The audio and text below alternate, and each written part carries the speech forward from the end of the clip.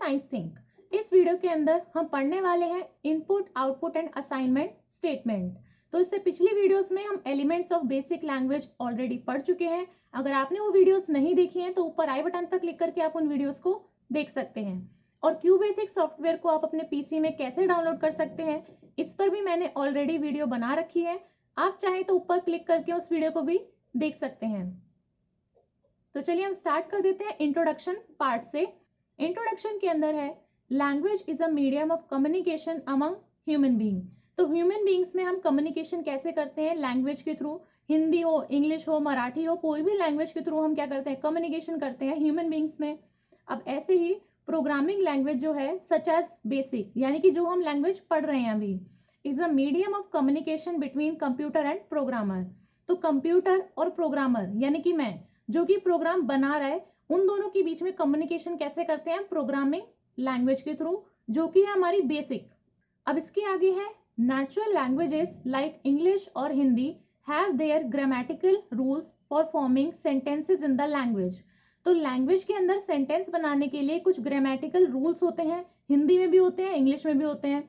उसके अकॉर्डिंग क्या करते हैं? हम सेंटेंसेस फॉर्म करते हैं जिनसे हम बातचीत करते हैं या फिर जिसे हम लिखते हैं और जिससे हम कम्युनिकेशन करते हैं। ऐसे ही programming languages to have the rule to write statements, और जो स्टेटमेंट होती है वही इंस्ट्रक्शन होती है कंप्यूटर के लिए। ऐसे ही जो हम प्रोग्रामिंग लैंग्वेज पढ़ते हैं, इसमें भी हमारे कुछ रूल्स होते हैं स्टेटमेंट्स को लिखने के। जैसे हमारे हिंदी और इंग्लिश में होते हैं कुछ रूल्स, जैसे कि आप पढ़ते हैं इंग्लिश ग्रामर में, हिंदी ग्रामर में डिफरेंट डिफरेंट रूल्स होते हैं, उससे हम सेंटेंस बनाते हैं, तभी वो सेंटेंस ठीक होता है। अगर वो रूल हम फॉलो नहीं करते हैं तो मतलब उसमें कुछ ग्रामेटिकल मिस्टेक है। ऐसे ही ये जो प्रोग्रामिंग लैंग्वेज हम पढ़ रहे हैं, इसमें भी कुछ रूल होते हैं स्टेटमेंट्स को लिखने के, हमें उन रूल्स को फॉलो करना होता है।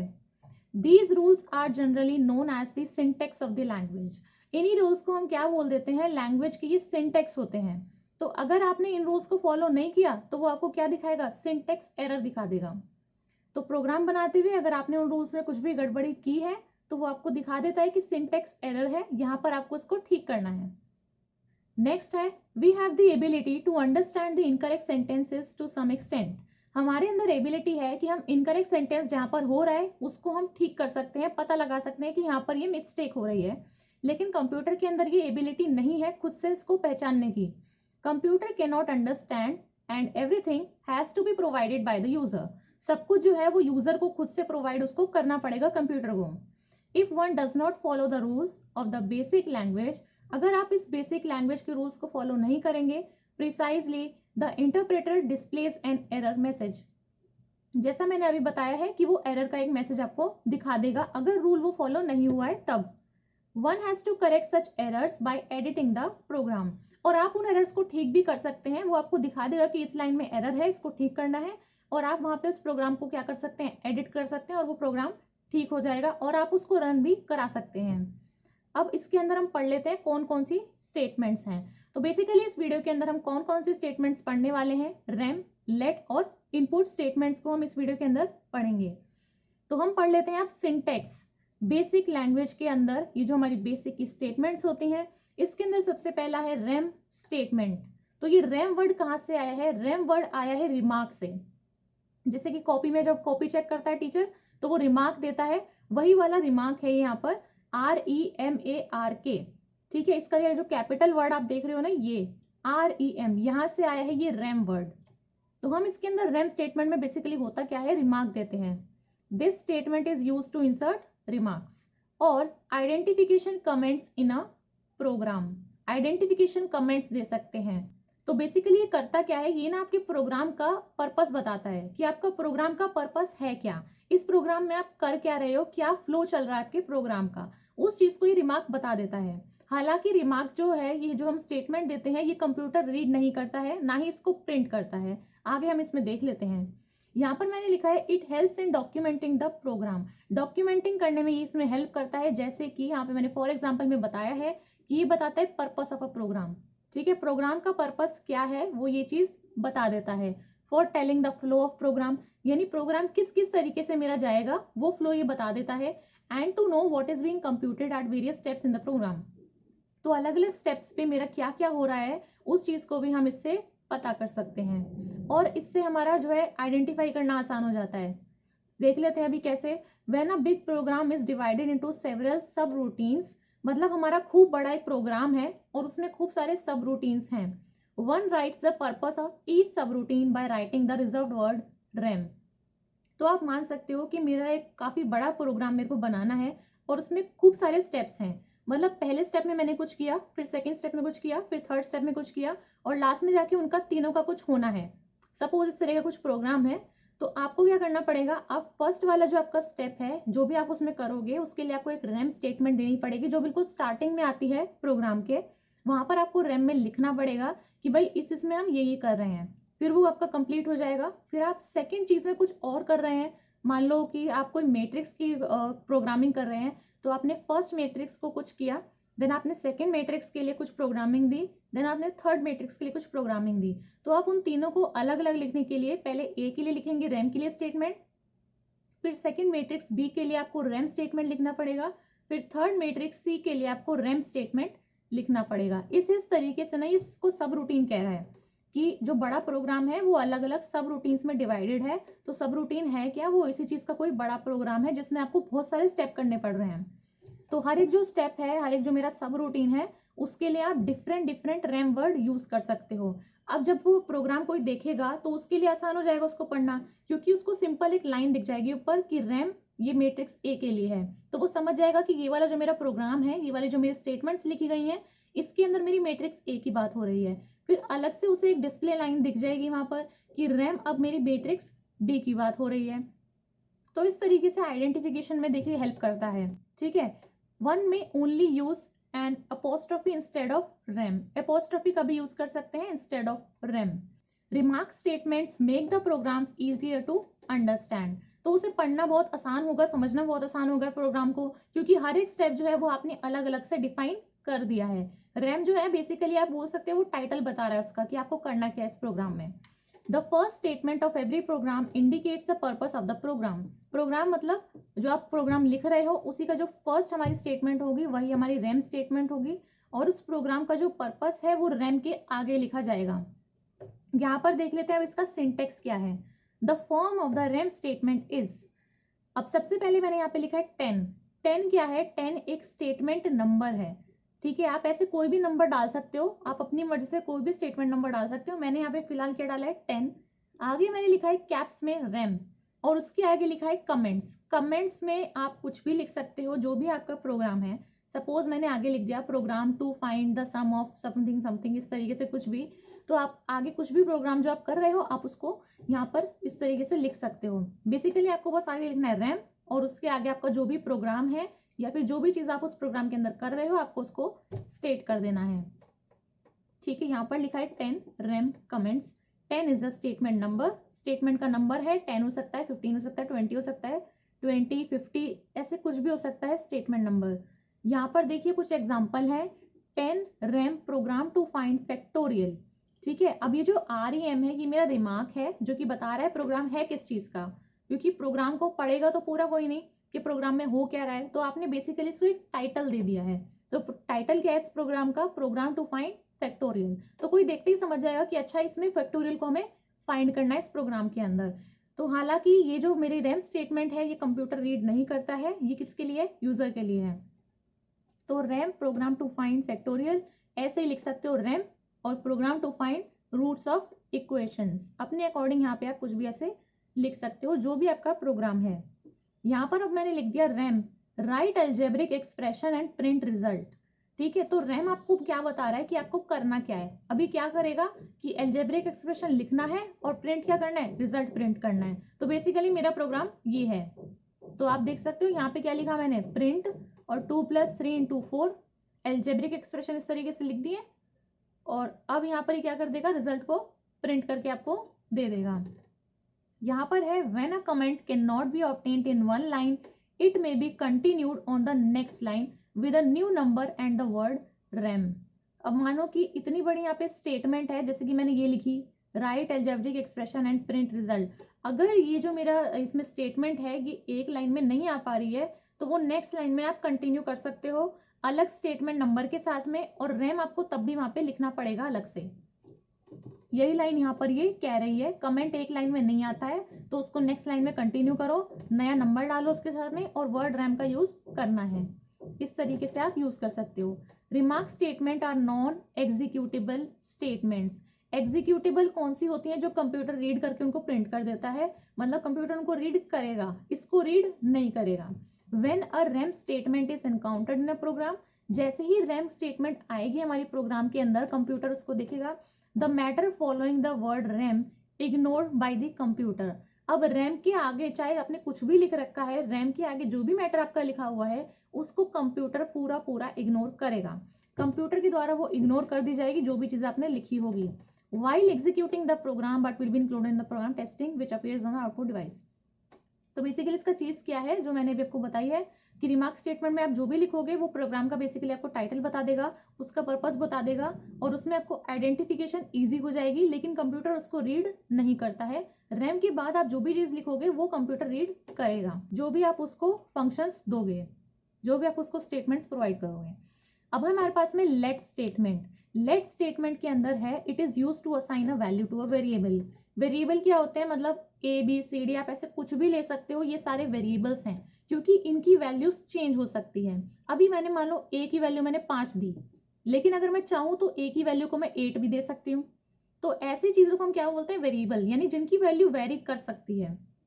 तो वेरिएबल यहाँ पे कुछ भी हो सकता है, कोई भी अल्फाबेट हो सकता है, ठीक है। और उस वेरिएबल को हमें जब वैल्यू असाइन करनी होती है तो हम लेट स्टेटमेंट का यूज करते हैं। तो इस लेट स्टेटमेंट का वैल्यू असाइन करने के लिए यूज होता है। जैसे हम मैथमेटिक्स में लेट करते हैं कि let x is equals to 2 point something, ऐसे ही इसमें भी हम लेट करते हैं, लेकिन मैथमेटिक्स वाली चीज इसके अंदर फॉलो नहीं होती है। ये सिर्फ एग्जाम्पल के लिए था। This statement is use to assign a value to a variable और to a set of variable. चाहे एक है वेरिएबल, उससे ज्यादा है, कितने भी वेरिएबल होंगे सबका यूज कर सकते हैं वैल्यू असाइन करने के लिए। तो कैसे यूज करेंगे? हमें लिखना पड़ेगा लेट। ये मैंने क्या बताए हैं? ये मैंने बेसिकली इनके सिंटेक्स लिखे हुए हैं, ये जो भी आप इसमें कलर्ड उसमें देख रहे हो, ठीक है। और इसके एग्जाम्पल भी है साथ में। तो सबसे पहले आपको लिखना पड़ेगा लेट, और फिर आपको लिखना पड़ेगा, ये ब्रैकेट के अंदर नहीं लिखना है, ये मैंने सिर्फ बताया है कि लिखना कैसे है। लेट लिखना है, फिर लिखना है वेरिएबल, इक्वल्स टू का साइन लगा के, और जो भी उसको आपको देना है वैल्यू वो आप दे सकते हो, चाहे वो कांस्टेंट है, चाहे वो वेरिएबल है, चाहे वो कोई एक्सप्रेशन है, कुछ भी। सपोज ये एग्जांपल है, let v is equal to 6। Let statement का यूज हुआ है, v क्या है? वेरिएबल, और इज इक्वल टू क्या है? 6, ठीक है। इस तरीके से आप इसका यूज करोगे। v इज वेरिएबल नेम, क्योंकि v को हम कुछ भी वैल्यू असाइन कर सकते हैं। मैंने 6 की, यहाँ पे 10 भी हो सकती थी, क्योंकि हमें प्रोग्राम के अकॉर्डिंग चलना होता है, तो आप वहाँ पे कुछ भी वैल्यू रख सकते हो, ठीक है। तो ये आपका वेरिएबल कहलाएगा। और ये जो मेरा 6 है, ये क्या है? फिलहाल कांस्टेंट है, क्योंकि 6 तो 6 ही रहेगा, 60 तो नहीं बन जाएगा। तो ये मेरी कांस्टेंट चीज होती है, जबकि ये मेरा वेरिएबल होता है। नेक्स्ट है the use of resumed word let is optional, यानी कि ये जो आप लेट स्टेटमेंट का यूज कर रहे हो तो लेट लिखना जरूरी नहीं है। आप चाहो तो लेट को ना भी लिखो, तब भी आपका सेम ही रिजल्ट आपको प्रिंट होके मिल जाएगा। That means let x is equal to 5, चाहे आप ये लिखो, and x is equal to 5, चाहे आप ये लिखो, हैव सेम इफेक्ट, दोनों का सेम ही प्रभाव पड़ेगा। चाहे आप लेट का यूज करो या ना करो, चाहे आप डायरेक्टली लिख दो एक्स इक्वल टू 5, दोनों का मतलब सेम ही पड़ेगा computer. The variable must be simple and must be followed by the sign equal. तो वेरिएबल और इसमें इक्वल टू का साइन आपको यूज करना है। The equal sign does not denote equality between the left and the right side as in the ordinary mathematics sense.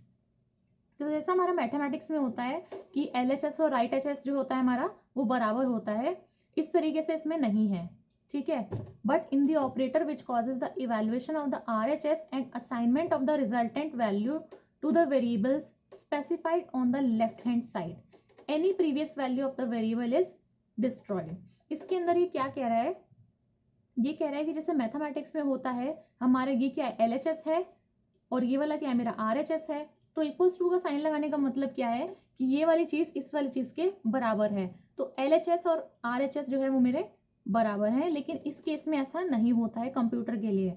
Computer के लिए कैसे लेता है?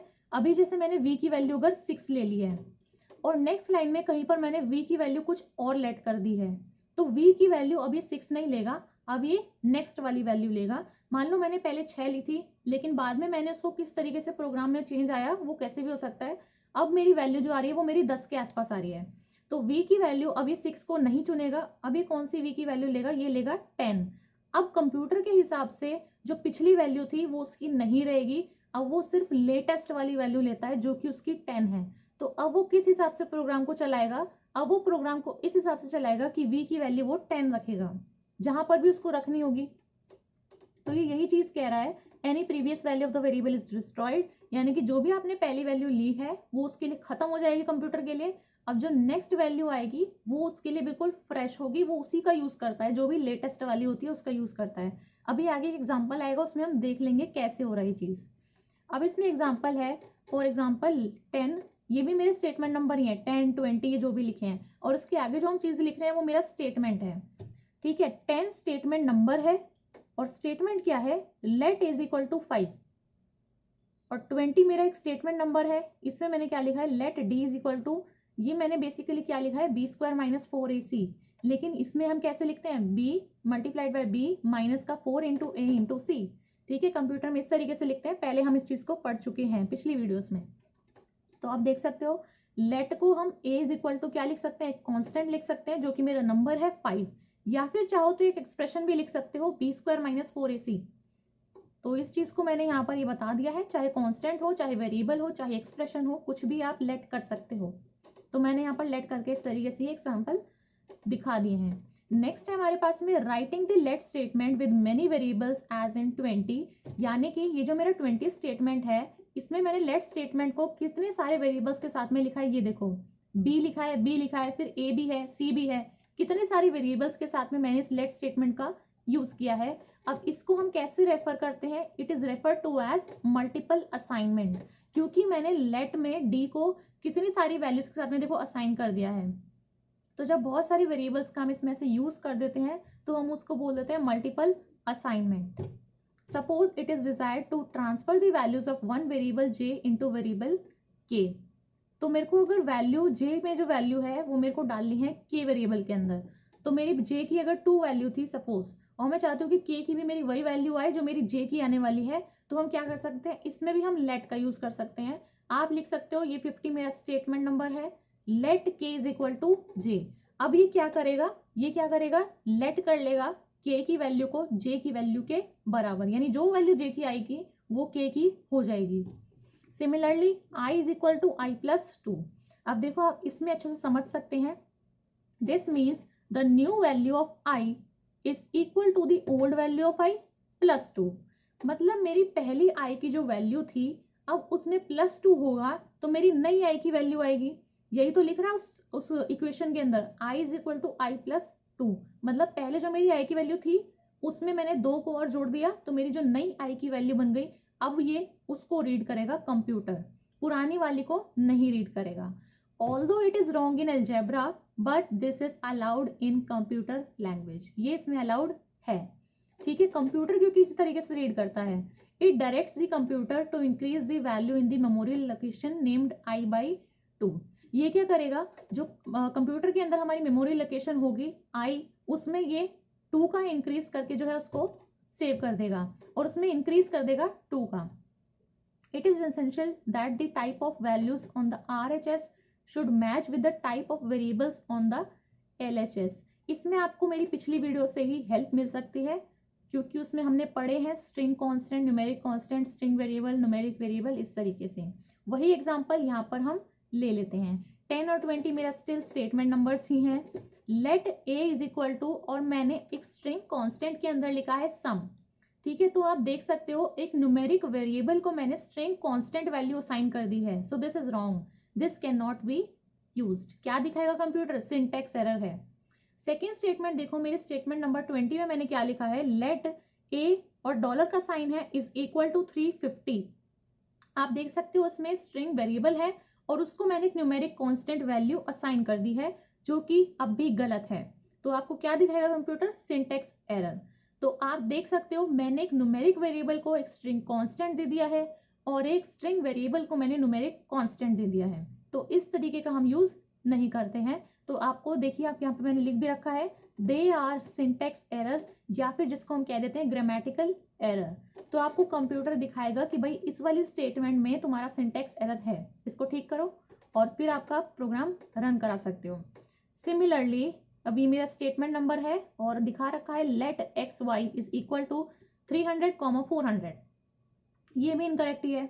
Only one variable can be assigned a value using one let statement. तो अब देख सकते हो, अभी तक मैंने एक बार ही लेट स्टेटमेंट लिखा था और एक ही वेरिएबल को वैल्यू असाइन की थी, लेकिन यहाँ पे मैंने क्या कर रखा है, दो वेरिएबल को वैल्यूज असाइन कर दी हैं एक ही लेट स्टेटमेंट के साथ में। तो ये भी आपका सिंटेक्स एरर दिखाएगा, ये गलत है। इस तरीके से आप जो है इस चीज को नहीं लिख सकते हैं। दो वेरिएबल्स आप एक लेट स्टेटमेंट के साथ में यूज नहीं कर सकते हैं। अगर आपको 2, 3, 4 जितने भी वेरिएबल्स को असाइन करनी है वैल्यू, तो आपको हर एक वेरिएबल के लिए अलग अलग लेट स्टेटमेंट लिखनी पड़ेगी। एक लेट स्टेटमेंट लिखोगे, एक वेरिएबल को असाइन करोगे वैल्यू, नेक्स्ट वेरिएबल को असाइन करने के लिए नेक्स्ट लेट स्टेटमेंट लिखेंगे और नेक्स्ट वेरिएबल को असाइन हो जाएगी वैल्यू। तो इसका मतलब क्या है, पहला लेट लिखा, पहले वेरिएबल को असाइन, फिर नेक्स्ट लेट लिखेंगे, दूसरे वेरिएबल को असाइन। इस तरीके से अलग अलग लिखनी पड़ेगी लेट स्टेटमेंट, एक के साथ में आप इस सबको नहीं घुसा सकते हो। आप देखो यहाँ पर ये क्वेश्चन आ जाता है। क्वेश्चन में कह रहा है trace the following programme and state the content of the memory after execution of each step. यानी हर स्टेप के बाद में आपको मेमोरी का जो कंटेंट है उसका एग्जीक्यूशन आपको बताना है इस प्रोग्राम के अंदर। और यहाँ पर आपको दे रखा है 70 तक, 70 है स्टेटमेंट नंबर तक, 10 से लेकर 70 तक है, 70 पे एंड हो रहा है प्रोग्राम। तो आप देख सकते हो मैंने यहाँ पे सोल्यूशन भी लिखा है साथ साथ में एक्सप्लेन करने के लिए। पहला जो है ये मेरा क्या है, स्टेटमेंट नंबर 10 है। अब इसने हर एक स्टेप के लिए बोला, ये देखो इसने बोला है ना ईच स्टेप, तो आपको हर एक स्टेप के लिए बताना पड़ेगा कितना कितना मेमोरी में इसमें कंटेंट है। सबसे पहला हम जो है एक एक करके हम स्टेप देखेंगे। सबसे पहला मेरा स्टेटमेंट नंबर क्या है, स्टेटमेंट नंबर 10, पहला step, let A is equal to 5। अब इसने एक वेरिएबल है जिसको इसने क्या वैल्यू असाइन की है, 5, ठीक है। तो अब आपको इस वाले स्टेप के लिए बताना है कितना मेमोरी कंटेंट है। देख लेते हैं आंसर में। अब देखो यहाँ पर मैंने क्या लिखा है, मेमोरी लोकेशन ए में कितना मेरा मेमोरी कंटेंट है और बी में कितना है, वो आपको इधर और इधर इस तरीके से लिखना है, ठीक है। ये हुआ एग्जीक्यूशन ऑफ 10, यानी जो मेरा फर्स्ट स्टेप है, जो मेरा 10 स्टेटमेंट नंबर है, उसकी एग्जीक्यूशन के बाद में ये वैल्यूज आएंगी यहाँ पे। तो ये वैल्यू कैसे आई है, आप देखो ये जो 10 है इसके आगे लिखा हुआ है, इसने बता दिया कि ए की वैल्यू कितनी है, 5, ए इज इक्वल टू 5 है। तो आप मेमोरी लोकेशन ए में क्या लिखोगे, 10 स्टेप के बाद क्या आएगा, 5 आएगा, क्योंकि वो उसने दिया है। क्या इसने इस 10 स्टेप के अंदर बात की है कहीं भी बी की तो बात की नहीं है। तो बी वाले में आप क्या लिखोगे, नॉट नोन, क्योंकि वो उसने बताया ही नहीं है कि है कितना। नेक्स्ट स्टेटमेंट में क्या कह रहा है ये, अब आता है हमारा एग्जीक्यूशन ऑफ स्टेटमेंट 20। तो मेरा जो 20 स्टेप है उसके बाद में ये कह रहा है let B is equal to 10, ठीक है। ए इज इक्वल टू 5 तो ये पिछले स्टेप में ही बता चुका था।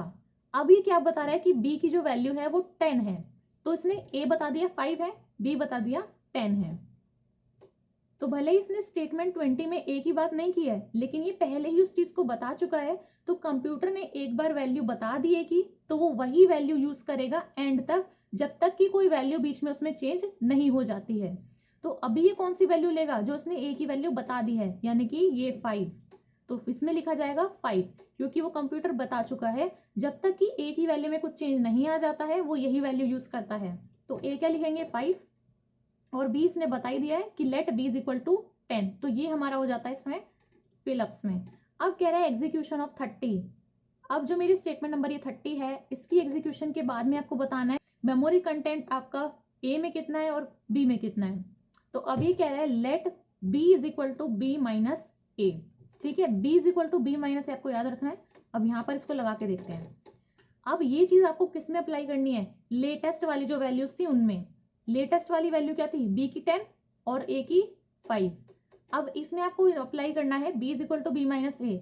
बी माइनस ए करोगे तो कितना आएगा, 5, 10 माइनस 5 कितना होता है, 5। तो वो मेरी वैल्यू किसकी आएगी, बी की। तो ए की वैल्यू तो मेरी वही रहेगी जो पहले थी, ए में तो कोई चेंज हुआ ही नहीं ना। यहाँ पर इसने स्टेटमेंट किसके लिए दी है, बी के लिए दी है, ना कि ए के लिए। तो सिर्फ बी में चेंज होगा। ए की वैल्यू अब भी कितनी रहेगी, 5, और बी की वैल्यू 10 माइनस 5 करके कितनी आएगी, 5। तो ये हो गया मेरा एग्जीक्यूशन ऑफ स्टेप नंबर 30। अब आते हैं एग्जीक्यूशन ऑफ स्टेप नंबर 40।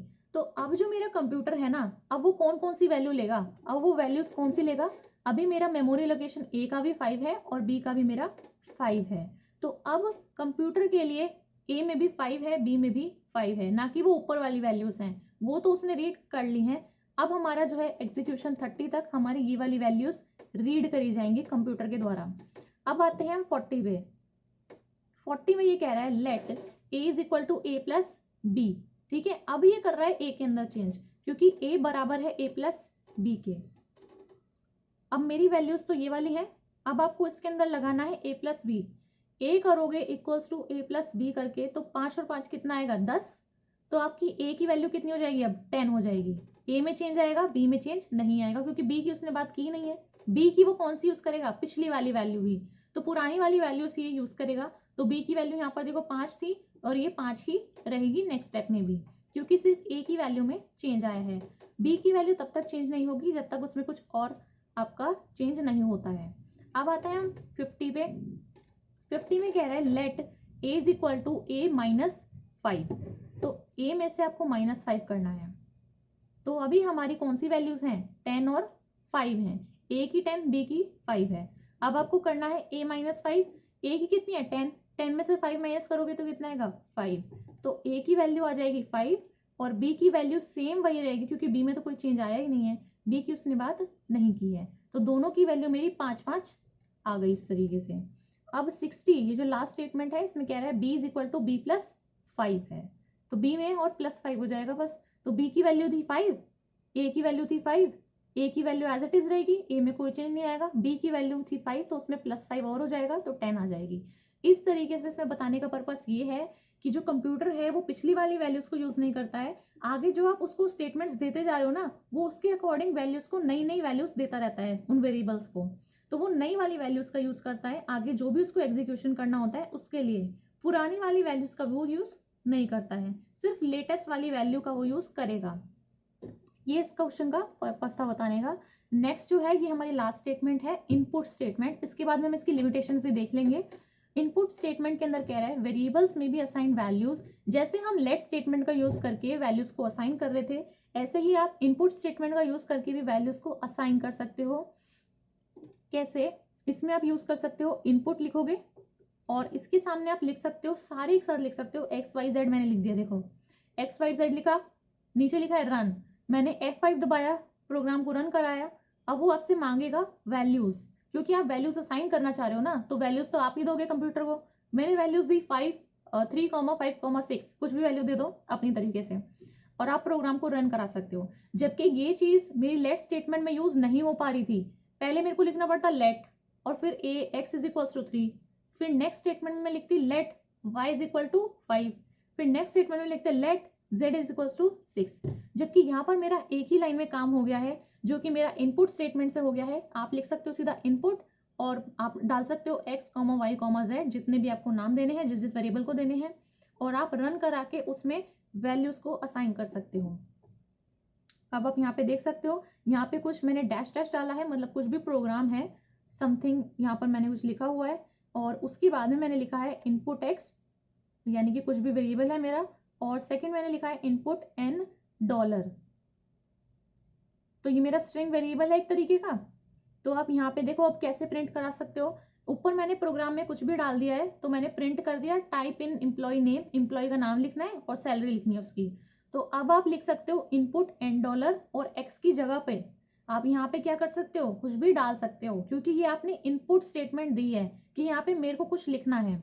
तो इनपुट में आप $, में क्या लिख सकते हो, कोई भी नाम लिख सकते हो, क्योंकि वो क्या है, एक स्ट्रिंग वेरिएबल है। तो वहां पर आप कोई भी वेरिएबल यानी कि कुछ भी लेटर्स का यूज कर सकते हो, जो कि मैंने वहां पे अल्फाबेट्स यूज किए, सुधा। नेक्स्ट है x मेरा क्या है, x की जगह पे आप क्या लिखोगे, सैलरी लिखोगे। सैलरी है 1574, तो आप उसको कुछ भी लेट कर सकते हो। तो ऐसे हम इनपुट स्टेटमेंट का यूज करते हैं, जबकि लेट में हमें अलग अलग लिखना पड़ रहा था, इनपुट में हम एक ही साथ लिख सकते हैं, और रन कराने के बाद में आप उसकी वैल्यू कुछ भी असाइन कर सकते हो। बस आपको ध्यान रखना पड़ेगा, स्ट्रिंग कांस्टेंट है या फिर स्ट्रिंग वेरिएबल है, न्यूमेरिक कांस्टेंट है, न्यूमेरिक वेरिएबल है, इन चीजों का याद रखना पड़ेगा, वरना आपका जो है ये एरर दिखाएगा इस चीज में। अब आती है हमारी limitations of input statement. Input statement यानी कि ये वाली जो हमने पढ़ी है, इसकी लिमिटेशंस क्या है? इसकी लिमिटेशन है, the input statement is useful for simpler programs where small data is to be entered. ठीक है, जहां पर मेरे को इतना सा डाटा मेरे को एंटर करना था, जैसे इसमें सुधा और 1574, बहुत स्मॉल डाटा है ये, तो जहां पर आपको बहुत स्मॉल डाटा एंटर करना है वहां के लिए यूजफुल है इनपुट स्टेटमेंट। लेकिन मानो बहुत ज्यादा आपको कोई चीज इसमें डालनी है, खूब सारे 10-15 आपको इसमें कोई नंबर्स डालने हैं, 56 इस तरीके से मार्क्स लिखने हैं, आपको स्टूडेंट्स के नाम लिखने हैं, तो उस चीज में ये इनपुट स्टेटमेंट काम नहीं आएगी। The entering data via statement is however a slow process. तो इस तरीके से ये प्रोसेस जो है वो स्लो भी हो जाएगी। Moreover data can't be store for later use. Data आगे के यूज के लिए आप स्टोर नहीं करके रख सकते हो। अब जो हमने पिछले लेट स्टेटमेंट पढ़ी थी उसका हम देख लेते हैं लिमिटेशन क्या है। We have to write let statement for each variable. Same चीज जो भी बताई है मैंने कि हर एक वेरिएबल के लिए अलग अलग लेट स्टेटमेंट लिखो, फिर उसको वैल्यू असाइन करो। If the data is large it becomes too complicated. अगर आपको 6-7 चीजों को लेट करना है तो आप कैसे लिखोगे? अलग अलग लेट लेट लेट लेट, तो ये बहुत ज्यादा कॉम्प्लिकेटेड है। डाटा लार्ज होगा तो कॉम्प्लिकेटेड होगा, ऑब्वियस सी बात है। Once a value is assigned through a let statement, एक बार अगर वैल्यू असाइन कर दी है हमने लेट स्टेटमेंट से, its value can not be change. उसकी वैल्यू चेंज नहीं हो सकती। उसकी वैल्यू सिर्फ कब चेंज कर सकते हो? Only by replacing that let statement by another. उस लेट स्टेटमेंट को किसी दूसरे लेट स्टेटमेंट से आप रिप्लेस कर सकते हो, तभी उसकी वैल्यू जो है वो चेंज होगी, अगर एक बार आपने असाइन कर दी है तब। This puts a constant on the program for use as general purpose program. इस तरीके से आप प्रोग्राम को यूज करने में दिक्कत होगी। इन सच केसेस रीड और डाटा स्टेटमेंट का हम यूज करते हैं, वो हम आगे पढ़ेंगे। तो इनपुट और लेट स्टेटमेंट के अलावा हम कौन सी स्टेटमेंट्स यूज करते हैं? रीड डाटा स्टेटमेंट, जो हम आगे अपनी वीडियोस में इस चीज को पढ़ेंगे। तो यहीं पर लिखा है मैंने, read statement is always used in conjunction with a data statement. मतलब अगर आपने रीड स्टेटमेंट दी है तो आपको वहां पर डाटा स्टेटमेंट भी देनी पड़ेगी। तो बेसिकली आप वहां पे लिख देते हो कि रीड करना है XYZ समथिंग समथिंग, और उसके बाद में आप उसका डाटा भी वहीं पर ही प्रोवाइड कर देते हो एक ही साथ लाइन में। 50-60 इस तरीके से मार्क्स हैं तो आप उनको भी ऐसे साइन कर सकते हो, और वो एक ही बार में आपको रीड करके पूरा प्रिंट करके दे देगा आंसर को। तो इसको हम पढ़ेंगे अपनी आगे की वीडियोस में। तो ये था इस वीडियो के अंदर रेम, लेट और इनपुट स्टेटमेंट्स के बारे में। मुझे उम्मीद है आपको ये वीडियो बहुत अच्छी लगी होगी। वीडियो अच्छी लगी हो तो वीडियो को लाइक कर दें, अपने फ्रेंड्स के साथ में इस वीडियो को शेयर करें, और मेरे चैनल को सब्सक्राइब करना ना भूलें। Thank you.